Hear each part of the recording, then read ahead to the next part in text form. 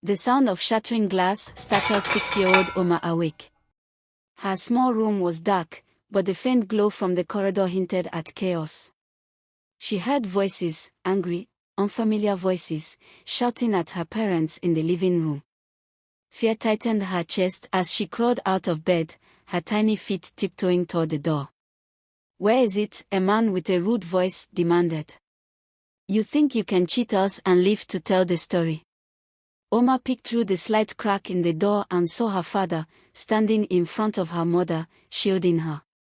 "We don't have it. I swear, you've been misinformed," her father pleaded, his voice trembling. The man holding the gun smiles cruelly. "Then you leave us with no choice." The next few seconds were mixed up with a very loud gunshot echoing through the room, followed by a scream. Oma's mother fell to the ground, and her father rushed to her side, only to be met with another shot. Blood stained the once beautiful carpet, and the room fell eerily silent. Oma unable to breathe properly as tears streamed down her cheeks. She backed away from the door, her small hands trembling. Suddenly, heavy footsteps approached her room. Her heart pounding in fear, she dived under the bed just as the door creaked open. A pair of black boots stopped inches from where she hid. "Search the house," the man shouted at his accomplices. "Make sure no one else is here." Oma held her breath, her body shaking uncontrollably. The boots lingered for a moment before retreating. She stayed frozen under the bed, praying they wouldn't return. The smell of gunpowder and death of her parents filled the air, and she clung to the faint hope that someone would save her. That was the night Oma's life changed forever. The morning after the tragedy was a mixed up for Oma. Neighbors and strangers filled the house, speaking in soft voices and avoiding her gaze. She sat curled up in a corner, clutching the last doll her mother had given her. Tears streamed down her cheeks as the reality of her parents' absence began to sink in. During the hue and cry, a tall man in a crisp white shirt approached her. "Oma," he said softly. Kneeling beside her was Uncle Fei, her father's longtime friend. He'd often visited their home to see her father. Today, however, his face was solemn, his eyes filled with pity. "Come with me, my dear," he said, extending his hand. "I'll take care of you." "Your parents would want me to do that." Oma hesitated, looking around for someone, anyone, who could bring back her parents to life. But no one came. Slowly, she placed her small hand in his hands, her heart heavy with grief. As he took her to his house. Uncle Femi's house was beautiful, much bigger than her parents' modest home. It had shiny tiles, high ceilings, and a garden filled with blooming flowers.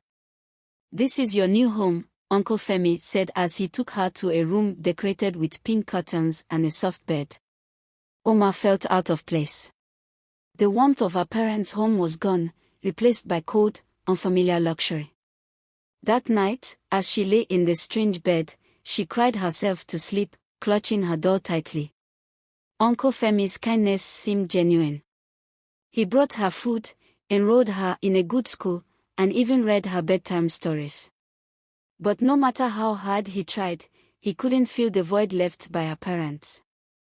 Oma couldn't shake the nagging feeling that her life had been turned upside down, and that nothing would ever be the same again. Over the years, Oma adjusted to life with Uncle Fei by her side.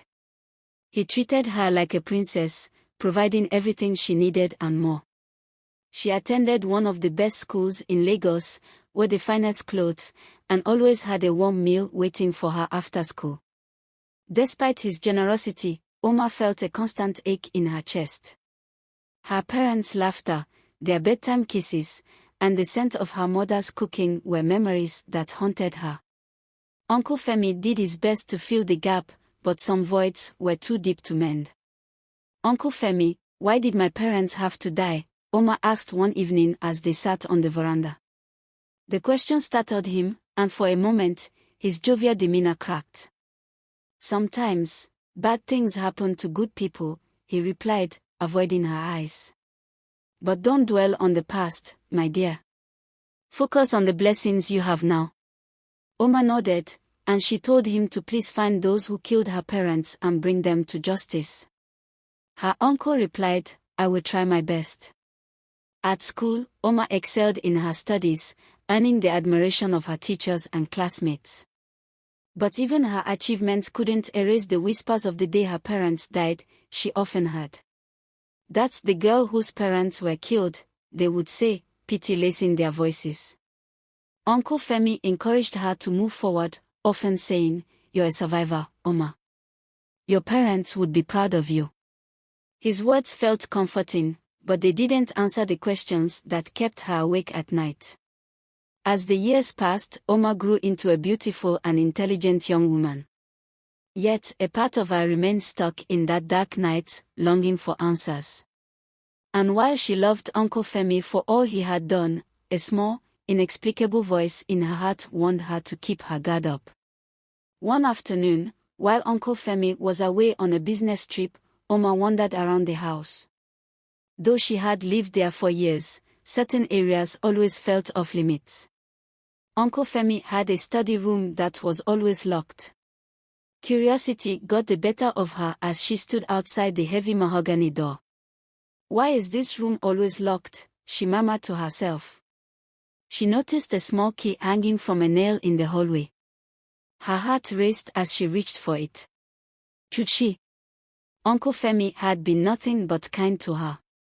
But the nagging curiosity wouldn't go away. She slid the key into the lock, and with a click, the door opened. The room smelled of old books and faint cigar smoke. Papers and files were scattered across the desk, but one particular file caught her attention. Her father's name was written on the tab. With trembling hands, she opened the folder. Inside were receipts, photographs, and handwritten notes. One picture showed her parents, smiling warmly at the camera. Another showed Uncle Femi with them, but something about his expression sent chills down her spine. Oma, what are you doing? A voice boomed from behind. She jumped, the file slipping from her hands. Turning around, she saw the housekeeper, Mrs. Grace, standing in the doorway. I was just looking around, Oma stammered. Mrs. Grace's stern expression softened. This is not a room for you, my dear. Go on now. Oma left reluctantly, her mind spinning with questions. Why did Uncle Femi have those files? And why did Mrs. Grace seem so nervous? That night, she couldn't sleep, haunted by the thought that Uncle Femi might be hiding something. The following morning, Oma noticed Mrs. Grace acting strangely. The older woman avoided her gaze and seemed unusually quiet. When Oma cornered her in the kitchen, she asked bluntly, Mrs. Grace, what is Uncle Femi hiding? The spoon Mrs. Grace was holding clattered to the floor. She bent to pick it up, her hands shaking. Oh, Oma, why are you asking such questions? Because something doesn't feel right, Oma said, her voice firm. I saw the file with my father's name in that room. What does it mean? Mrs. Grace looked around nervously, ensuring they were alone. Child, sometimes it's best not to dig too deep, she whispered. What do you mean? Oma pressed. The housekeeper sighed deeply, her shoulders sagging. Your uncle loves you, Oma. He has given you a good life. Be grateful for that. But what about my parents? Mrs. Grace opened her mouth to speak but quickly closed it when she heard footsteps approaching. Uncle Femi entered the kitchen, his warm smile masking any suspicion. What are my two favorite ladies talking about? He asked cheerfully. Oh, nothing, sir, Mrs. Grace replied, quickly returning to her work. Oma forced a smile, but her mind was racing. Mrs. Grace's warning only deepened her suspicion. She decided then and there that she needed answers, no matter what it took. Late one night, Oma was returning from the library when she overheard voices coming from the living room. She froze when she recognized Uncle Femi's voice. I did what I had to do, he said, his tone low and serious. They were in the way. Omar's heart pounded as she crept closer. Who was he talking to? Another voice responded, one she didn't recognize. And the girl? She doesn't suspect anything. No, Uncle Femi said. She trusts me completely. She thinks I'm her savior. Omar's breath caught in her throat as she heard the truth. Uncle Femi was talking about her parents. And from the sound of it, he was involved in their deaths.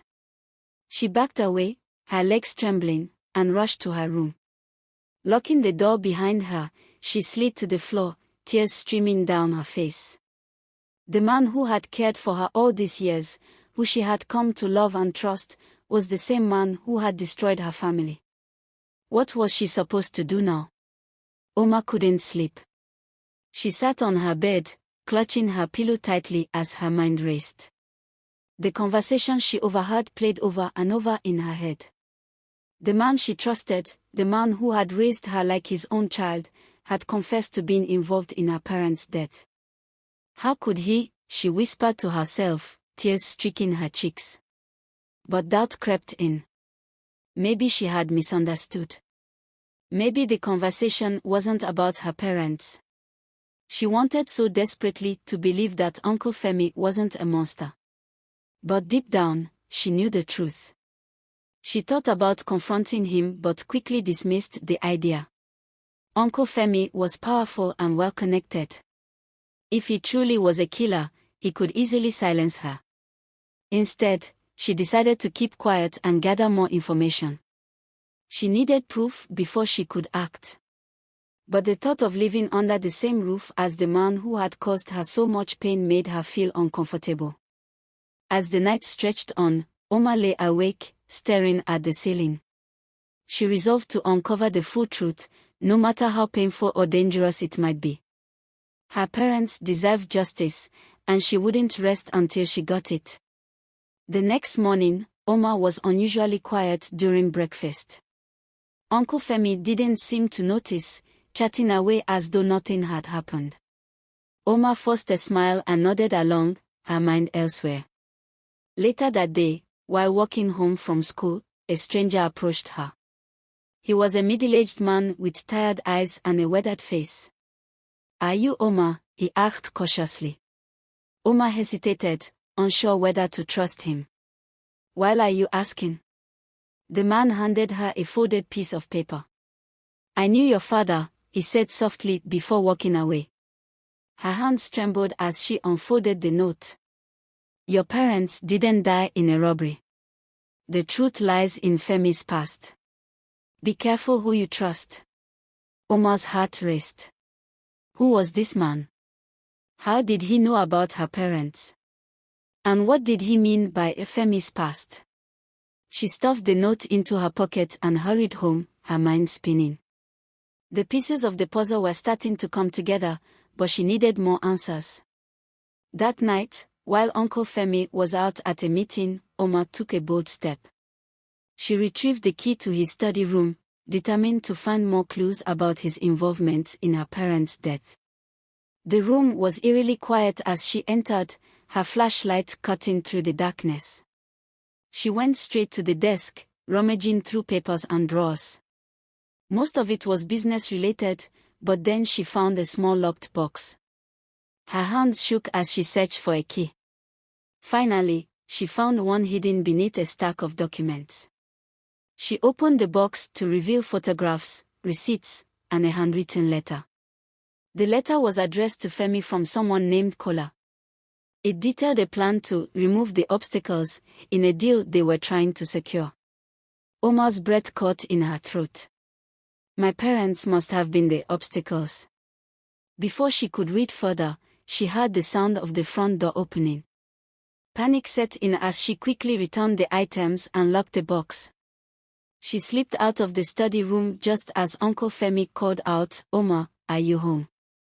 She steadied her breathing and replied, "Yes, Uncle. I'm in my room." But her mind was racing. She had enough proof to know that her uncle was guilty. The question now was, What would she do about it? The following day, Oma couldn't concentrate in school. The letter she found in Uncle Femi's study was a damning piece of evidence, but she needed help to understand it. She decided to track down the stranger who had handed her the note.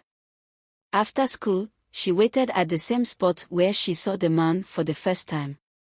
Hours passed before he appeared. She hesitated for a moment before calling out, "Sir, please excuse me." The man turned, looking around carefully. "Have you found the note?" "Yes," Oma replied. "But I need answers.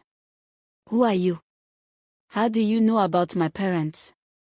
The man glanced around nervously before gesturing for her to follow him to a hidden area where no one could recognize them. "My name is Ode. I was your father's friend. We worked together in the oil business, and that's how Femi came into the picture." "What happened to my parents?" Oma asked, her voice trembling. Ode sighed deeply.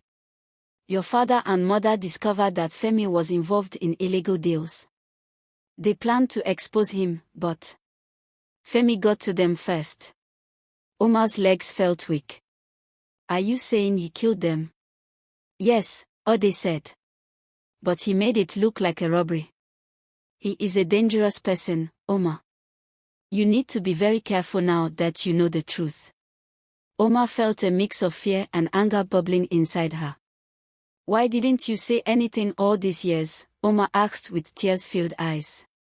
"I tried," Ode said, guilt etched on his face. "But Femi's influence runs deep. Anyone who crosses him ends up gone."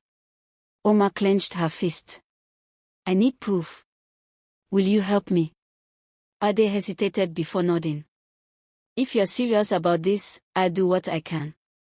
That evening, Oma met Ode again at a hidden spot near the market.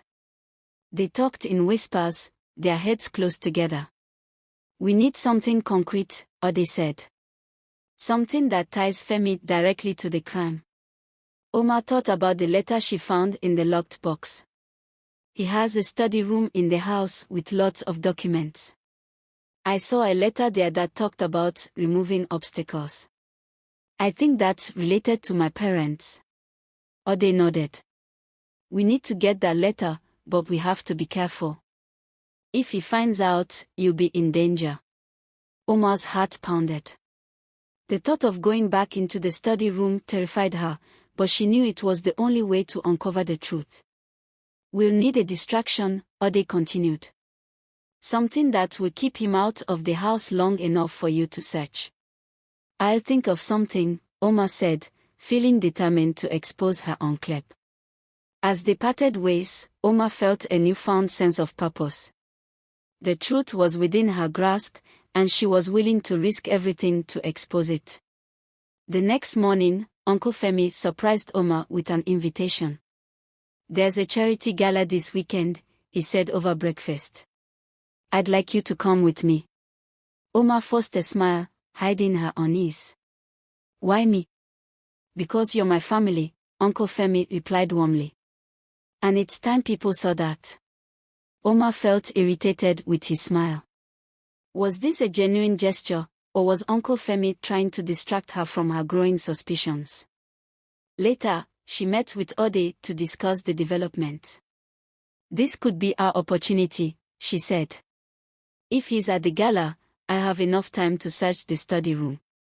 Ode agreed, but his expression remained serious. "Be careful, Oma. He's not the kind of man who forgives mistakes."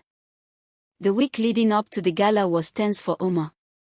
Uncle Femi seemed unusually attentive, buying her a beautiful gown and ensuring she was well prepared. Oma played along, smiling and pretending to be excited, but inside, she was a bundle of nerves.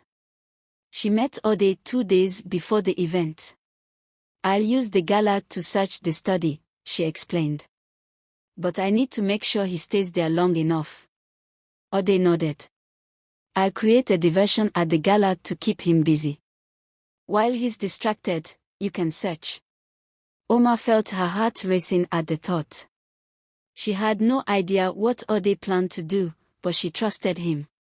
As the day of the gala approached, Oma rehearsed her role, determined not to let her emotions betray her. Oma stepped into the brightly lit hall, her gown shimmering under the chandeliers. She smiled at the guest, keeping close to Uncle Fei, who was introducing her to influential people. "I'm so proud of Oma," Fei said to one guest. "She's like the daughter I never had." Oma felt bile rise in her throat but forced a smile. The hypocrisy of his words stung. Across the room, Oma spotted Ode, dressed as one of the catering staff. He gave her a subtle nod, signaling that the plan was in motion. Uncle Fei's attention was soon diverted when Ode accidentally spilled wine on a prominent guest. The commotion that followed drew everyone's attention, and Fei rushed to help smooth things over. Oma seized the opportunity. "Uncle, I'll just get some air," she said sweetly, slipping away. Back at the house, Oma hurried to the study room. Her hands trembled as she unlocked the door and stepped inside. The room was dark, but she dared not turn on the light. Instead, she used a small flashlight to navigate. She went straight to the locked box, fumbling to open it with the key she had found earlier. Her heart pounded as she retrieved the letter and other documents. As she read, the pieces of the puzzle fell into place. The letter detailed Fei's involvement in multiple crimes, including the murder of her parents. There were also bank statements showing large sums of money being transferred to someone named Kola, likely the accomplice Ode had mentioned. Her chest tightened as anger and grief washed over her. "He really did it," she whispered, tears streaming down her face. Suddenly, she heard the faint sound of a car pulling into the driveway. Uncle Fei was back earlier than expected. Oma froze. She quickly stuffed the documents into her bag and locked the box, trying to erase any evidence of her presence. She had just slipped out of the study room when she heard Fei's voice. "Oma, are you home?" Her heart raced as she tried to act normal. "Yes, Uncle," she called from the living room. "I got tired at the gala and came back early." Fei narrowed his eyes as he entered. "Is everything okay? You seem tense." Oma forced a smile. "I'm fine, just a little tired." Fei studied her for a moment before nodding. "All right. Get some rest." Oma hurried to her room, clutching her bag tightly. She had the evidence she needed, but she knew this was only the beginning. In the safety of her room, Oma locked the door and pulled out the documents she had taken from the study. She read them carefully, trying to memorize every detail. The evidence was overwhelming: letters, bank statements, and even photos tied Fei directly to her parents' murder. But one document chilled her to the bone: a list of names with dates marked next to them. Some names were crossed out, including her parents. Others weren't. At the bottom of the list, she saw her own name. Her heart stopped. Was Uncle Fei planning to kill her too? She couldn't sleep that night. The thought of staying under the same roof as the man who had murdered her parents and might be plotting to harm her made her feel sick. She had to act fast. The next day, Oma met Ode in secret. She handed him the documents. "This is everything I found," she whispered. "But I don't know what to do next. He's dangerous." Ode scanned the papers, his face darkening as he read. "This is enough to expose him, but it won't be easy. Fei has powerful allies, and he won't go down without a fight." "What about the list?" Oma asked, her voice trembling. "My name is on it." Its expression turned grim. "That means you're a threat to him now. You need to leave that house immediately." "But where will I go?" "I'll arrange a safe place for you," Ode promised. "But first, we need to make sure this evidence gets into the right hands." Oma nodded, her fear turning into resolve. She wasn't just going to run. She was going to fight. That evening, Oma returned home, determined to act normal. But Uncle Fei seemed to suspect her the more. "You've been quiet lately," he said during dinner. Is something bothering you? Oma shook her head, keeping her voice steady. No, uncle. I've just been thinking about my parents a lot. Femi's expression softened, but Oma could see the flicker of guilt in his eyes. They were good people, he said, almost too casually. I did everything I could to protect them. Oma clenched her fist under the table. Liar. Later that night, as she lay in bed, she heard footsteps outside her room. The doorknob jiggled, but she had locked it. She held her breath as the footsteps retreated. Femi was onto her. The next morning, Oma packed a small bag with essentials and hid it under her bed. She couldn't stay another night. She texted Ode, I need to leave today. He's getting suspicious. Ode replied quickly, meet me at the market in 1 hour. Don't let him see you leave. Oma waited until Femi left the house for a meeting, then slipped out quietly. Her heart raced as she made her way to the market, constantly looking over her shoulder. When she reached the agreed spot, Ode was waiting with a motorbike. Let's go, he said. As they sped away, Oma felt a mix of relief and fear. She was free for now, but she knew Femi wouldn't let her go so easily. Oma and Ode rode through the narrow, winding roads of the town until they reached a quiet neighborhood on the outskirts. The house was small but secure, hidden behind high walls and thick trees. This will be your home for now, Ode said as they parked the bike. I've arranged for you to stay here until we can figure out our next move. Oma nodded, her mind still racing. She could still hear Femi's voice in her head, pretending to be the caring, concerned uncle. But now, all she felt for him was disgust. As they entered the house, Ode handed her a phone. This is a burner phone. You can use it to contact me if you need anything. I'll keep looking into Femi's connections. Oma felt overwhelmed but grateful. Thank you, Ode. I don't know what I would have done without you. You don't have to thank me, he replied, his tone soft. You're doing the right thing, Oma. Don't let him get away with what he's done. With those words, Oma understood. There was no going back now. She was going to make sure that her parents' murderer faced justice. Days passed, and Oma tried to settle into her new life. She spent her time reading through the evidence again, each page only strengthening her resolve. But in the back of her mind, the fear never fully left. Femi was powerful, and he wasn't going to give up so easily. One afternoon, as Oma was browsing through old photos of her parents, she received a call. It was from an unknown number. Oma, I know you're out there, a voice hissed on the other end.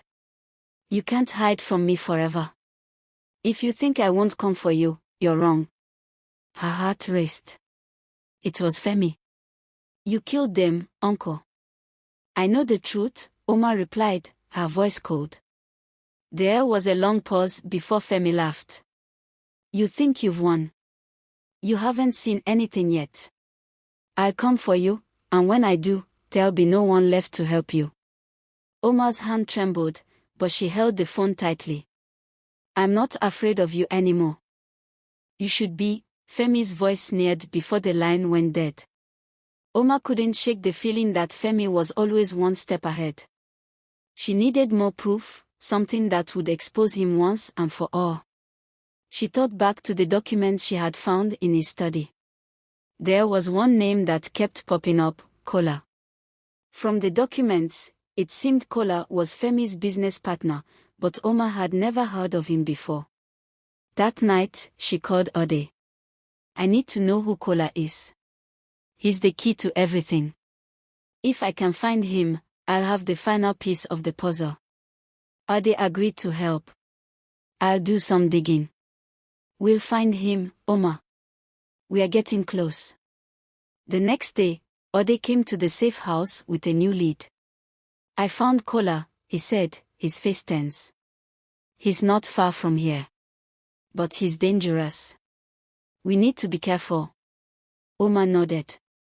She had come this far, and there was no turning back. That afternoon, they tracked Kola to a remote warehouse on the edge of town. Omar's heart pounded as they approached the building. She had no idea what they would find inside, but she couldn't stop now. They crept through the shadows, careful not to be seen. Inside, they found Kola talking to a group of men. Omar's breath caught in her throat when she saw the piles of money and documents spread out on the table. "This is it," Omar whispered. "This is where Femi's crimes are hiding." Ade motioned for her to stay quiet. He had a plan to get closer and gather the information they needed. Omar nodded and crouched down, her mind racing with questions. Was Femi really the mastermind behind all of this? After a tense few minutes, Ode managed to grab a handful of documents from the table. Omar's hands shook as she looked through them. There it was, clear proof that Femi and Kola had been running an illegal operation, laundering money and covering up their murders. "This is it," Omar said, her voice shaking. "This is the proof we need." Ade looked around nervously. "We need to get out of here before they realize we've taken anything." Omar nodded, her heart racing as they quickly left the warehouse, the evidence securely in her hands. They got back to the safe house without being caught, and Omar immediately called the police. "I have everything you need to bring Femi down," she said. As the police promised to investigate, Omar knew the battle wasn't over. Femi would fight back, but she had finally found the truth. For the next few days, Omar couldn't shake the feeling that Femi was watching her. Every time she looked out the window, she half expected to see him lurking in the shadows, waiting to strike.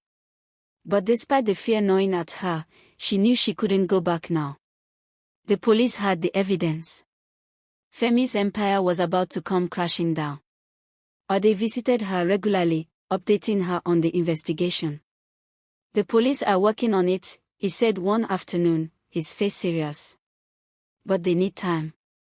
Femi's influence runs deep. He's not going down without a fight." Omar clenched her fist. "I don't care how long it takes. He has to pay for what he did to my parents." "You're strong, Omar," Ade said. "You've already done more than most could. Now, we just have to be patient." But patience was something Omar was running out of. Every day felt like an eternity. One evening, Omar received an unexpected phone call. "It's me," the voice on the other end was low, urgent. It was Femi. "I know what you've been doing, Omar," Femi's voice dripped with malice. "You think you're safe, but you're not. The moment you decided to fight me, you signed your death sentence." Omar's heart dropped. "You're a murderer, Femi. You'll never escape the truth." A chilling laugh echoed from the phone. "We'll see about that." Before Omar could respond, the line went dead. She felt a cold shiver run down her spine. Femi was getting desperate. The next morning, Omar received a surprise visit from the police. They had acted quickly on the evidence she had provided. "We've raided Femi's property," one officer told her. "We found everything you said, bank accounts, criminal deals, and more." "He's finished." Omar felt a surge of relief. She had done it.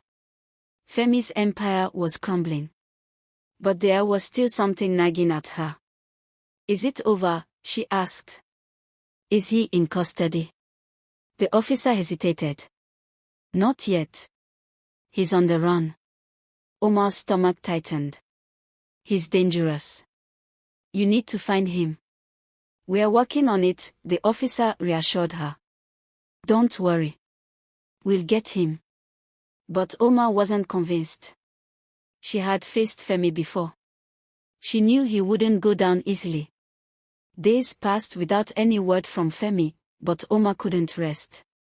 She knew he was planning something. Then, late one night, she received a text from an unknown number. The message was simple, but it sent a wave of terror through her. "I'm coming for you, Omar. It's not over." Her hands trembled as she read the text. Femi was closing in. She immediately called Ode. I think he's coming for me. We need to act fast. I'll be there in an hour, Ode said. Stay where you are. Don't leave the house. Oma sat in the dark, the fear consuming her. Every sound outside made her jump. Was this it? Was Femi really coming for her? But as the hours ticked by, nothing happened. She began to think maybe she had overreacted. Perhaps Femi had given up. That was when she heard the crash. Femi's men burst into the house, knocking the door down. Oma's heart pounded as they rushed in, but before they could reach her, Ode appeared at the door with a team of police officers. Freeze, one of the officers shouted. Femi's men hesitated, but it was too late. The police moved in quickly, arresting them one by one. The officers closed in on him, cuffing his hands behind his back. You're under arrest for the murder of Oma's parents and for a string of other crimes, one officer read aloud. Oma watched as Femi was dragged away, his defiance fading with each step. She could barely breathe, but a sense of peace began to settle over her. Her parents had finally been avenged. As the sun rose the next morning, Oma stood in the yard, watching the dawn break. She thought of her parents and the love they had given her. They hadn't been forgotten. They hadn't been erased. Oma had faced the darkness and come out victorious. Thank you for watching this video. If you enjoyed the story, please subscribe to our channel and turn on notifications so you never miss out an exciting new story. Your support means a lot, and I look forward to sharing more captivating tales with you. See you in the next video.